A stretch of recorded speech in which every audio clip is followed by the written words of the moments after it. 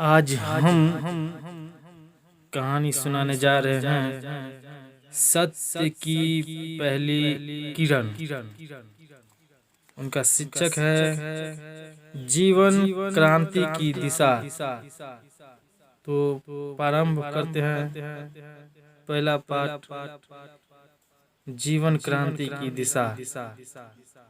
जीवन ही परमात्मा है, जीवन के अतिरिक्त कोई परमात्मा नहीं। जो जीवन को जीने की कला को जान लेते हैं वे प्रभु के मंदिर के निकट पहुंच जाते हैं, और जो जीवन से भागते हैं वे जीवन से तो वंचित होते ही है, परमात्मा से भी वंचित हो जाते हैं।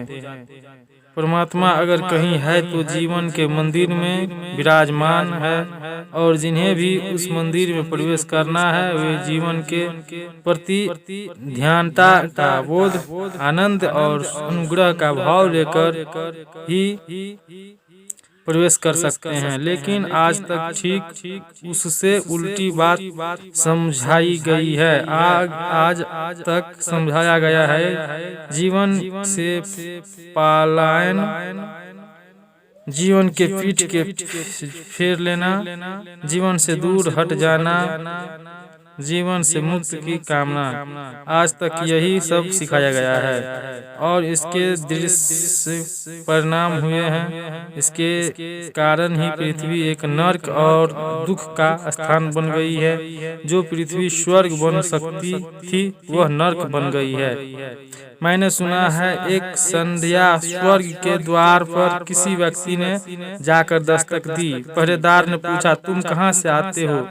उसने कहा, मंगल ग्रह से आ रहा हूँ। और पहरेदार ने कहा, तुम नर्क जाओ, यह द्वार तुम्हारे लिए नहीं है, स्वर्ग के दरवाजे तुम्हारे लिए नहीं है, अभी तक नर्क जाओ।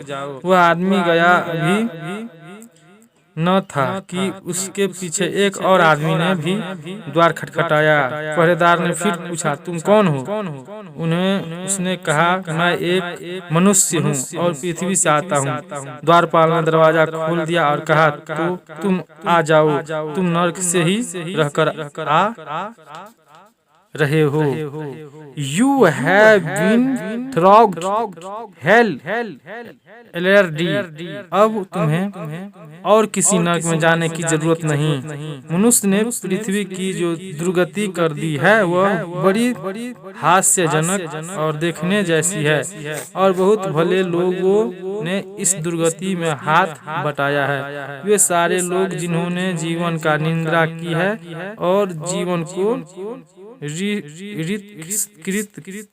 कंडेम किया है, उन्होंने जीवन को आसार और बुरा कहा है। जिन्होंने जीवन के प्रति घृणा सिखाई है उन सारे लोगों ने पृथ्वी को नर्क बनाने में हाथ बटाया है।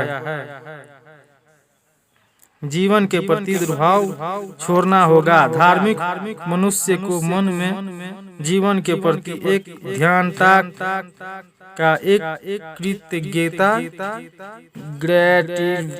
ग्रेटिट्यूड का भाव लेना होगा। जीवन उसे आसार नहीं दिखाई पड़ेगा, और अगर कहीं जीवन आसार मालूम होता है तो वह समझेगा कि मेरी कोई भूल होगी जिससे जीवन गलत दिखाई पड़ रहा है।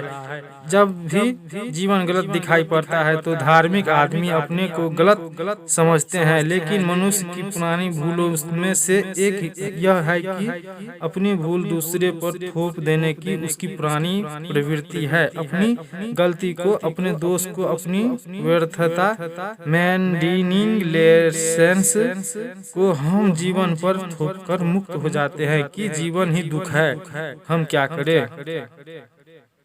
आज तक कितना ही, आगे के पाठ बाद में, अगली भाग में।